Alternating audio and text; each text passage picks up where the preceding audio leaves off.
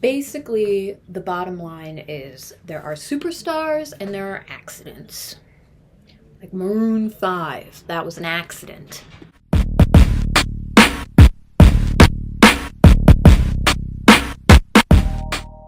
Hi, it's Madeline Nagler with your halftime show review for CHTV.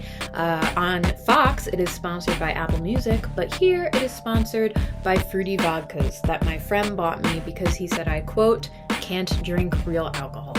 So cheers!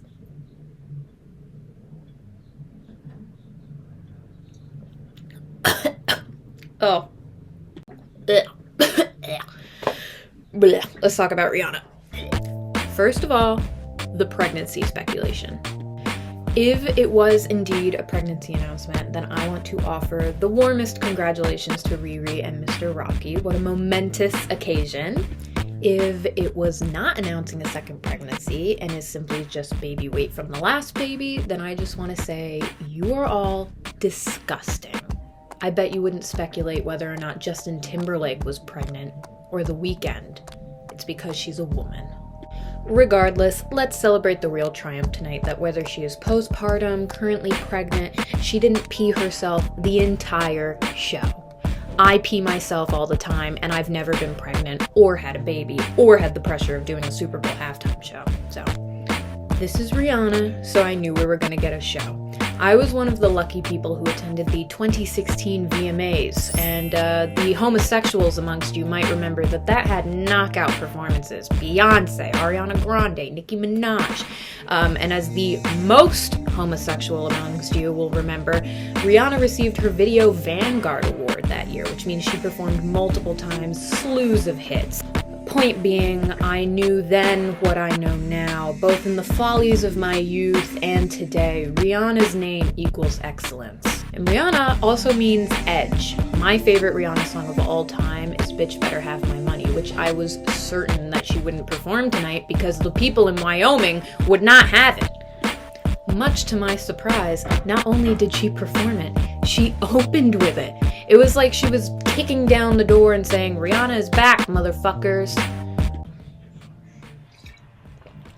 I feel like Rihanna blazed a trail here, one that tells artists that you don't have to sacrifice your creative vision for middle America or for the censors. What has always defined Rihanna as an artist to me has been her grit. She's a little more grizzled. She's not as clean cut as Katy Perry, but not as avant-garde as Lady Gaga.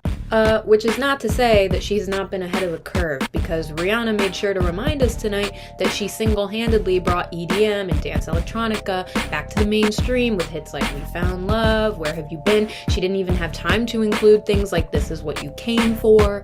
The only downside that I can think of when it comes to Rihanna's Super Bowl halftime show is that she is such a fucking hit maker with such a beloved catalog of songs that it's nearly impossible to whittle them all down into one Super Bowl halftime show. I mean, think about it. Before this, people would have said, oh, she can't play the Super Bowl halftime show and not do Don't Stop the Music. She can't play the Super Bowl halftime show and not play Needed Me. She can't do the Super Bowl halftime show and not play What's My Name, because all of those were culturally impactful hits that had to be put on the back burner because she has so many fucking culturally impactful hits. Rihanna's first album came out when I was 4, and I don't remember a time that she was not in the top 10 for the entirety of my adolescence and into adulthood. And I think people both younger and older than me would say she is a big part of the soundtrack of all of our lives. Which brings me to my most important note of the night. Stars. Some people are stars, and some people just aren't. It's safe to say that if you're playing the Super Bowl, you're probably a big fucking star.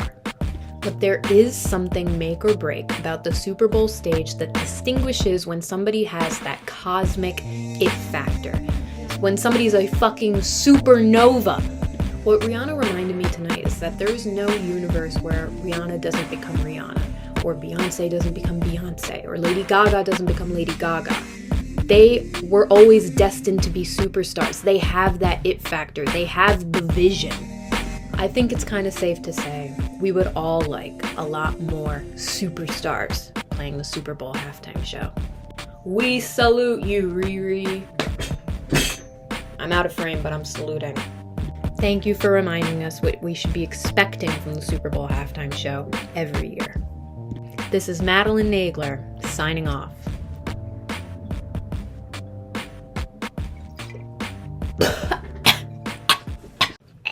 Ew. Ew.